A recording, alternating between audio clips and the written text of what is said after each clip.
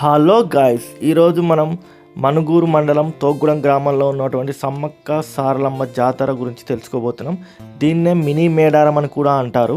ఈ గుడి వచ్చేసి తోగ్గూడెం గ్రామంలో మనుగూరు నుంచి భద్రాచలం కొత్తగూడెం వెళ్ళే ప్రధాన రహదారిని ఆనుకొని ఉంటుంది.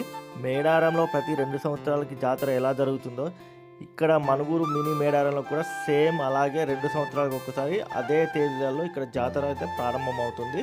ఈ చుట్టుపక్కల ప్రజలందరూ ఇక్కడికి వచ్చి సమ్మక్క సారలమ్మ దర్శించుకొని తమ మొక్కులు చెల్లించుకుంటారు. ఈ జాతర మొత్తం ఆదివాసీ సాంప్రదాయం ప్రకారం జరుగుతుంది. మన మేడారంలో ఎలా ఆదివాసుల ద్వారా జరుగుతుందో ఇక్కడ కూడా అలాగే జరుగుతుంది. జాతర ఏర్పాట్లను ఆలయ కమిటీ, గ్రామ పంచాయతీ, సింగరేణి సంస్థ వారు, పోలీసు వారు భద్రత కల్పిస్తారు. ఇక్కడ అన్ని రకాలుగా గవర్నమెంట్ కూడా వీరికి సహాయ సహకారాలు అందిస్తున్నారు. ఎప్పటి నుంచో పినపాక ఎమ్మెల్యే పాయం వెంకటేశ్వర గారు జాతర ఏర్పాట్లపై ఆలయ కమిటీతో చర్చించడం జరిగింది. ప్రభుత్వం తరపు నుంచి కూడా సహాయ సహకారాలు అందుతున్నాయి. జాతర ఏర్పాట్లను స్థానిక ఎమ్మెల్యే పాయం వెంకటేశ్వర గారు సమీక్షించడం వల్ల జాతరకు వచ్చే భక్తులకు ఎటువంటి ఇబ్బంది లేకుండా అన్ని రకాల వసతులు కల్పించడం జరుగుతుంది.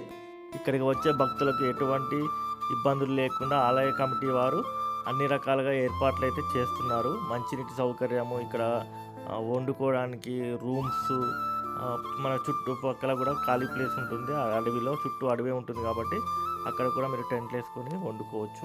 గుడికి ఆపోజిట్లో రోడ్డు అవతల సైడు భక్తులకు ఎటువంటి ఇబ్బంది లేకుండా నూతనంగా వాష్రూమ్స్ కూడా ఆలయ కమిటీ వారు నిర్మించారు. మేడారంలో అయితే మనకి ఎలాగ అన్ని రకాల సౌకర్యాలు లభిస్తాయో ఈ మినీ మేడారంలో కూడా అన్ని రకాల సౌకర్యాలు మనకి ఇక్కడ లభ్యమవుతాయి.